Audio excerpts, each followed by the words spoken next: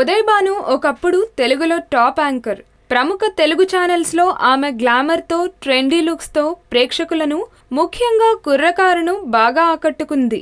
Programme ముగిసే వరకు చలాకీగా మాట్లాడుతూ, ముసిముసి నవ్వులు చిందిస్తూ బుల్లితెర శ్రీదేవి అనిపించుకుంది.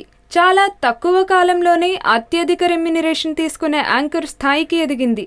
అయితే ప్రెగ్నెన్సీ కన్ఫర్మ్ అయ్యాక యాంకరింగ్కి కొంత గ్యాప్ తీసుకున్న ఉదయ్ భాను నక్షత్రం ఆడియో ఫంక్షన్లో తళుక్కున మెరిసింది. ఉదయం భానుడు వచ్చినా రాకపోయినా తెలుగువారింట టీవీల్లో మాత్రం ఉదయ్ భాను కనిపించని రోజు లేదు. యాంకరింగ్కు తన గ్లామర్ను జోడించి బుల్లితెర శ్రీదేవి అంటే ఇలాగే ఉంటుందేమో అనిపించింది. ఒక్కొక్కసారి రావడం లేట్ అవ్వొచ్చేమో కానీ రావడం మాత్రం పక్కా అంటూ సహా యాంకర్ చేసిన స్వాగత వ్యాఖ్యానంతో నక్షత్రం ఆడియో ఫంక్షన్లో రీ ఎంట్రీ ఇచ్చింది ఉదయ్ భాను. కృష్ణవంశీ దర్శకత్వంలో వస్తున్న నక్షత్రం సినిమా గురించి ఆపకుండా లెంతీ డైలాగ్ చెప్పి ఆడియన్స్ ని మెస్మరైజ్ చేసేసింది. నక్షత్రం ఆడియో ఫంక్షన్లో ఉదయ్ భాను రీ ఎంట్రీ నక్షత్రంలానే మెరిసిపోయింది అంటున్నారు అభిమానులు.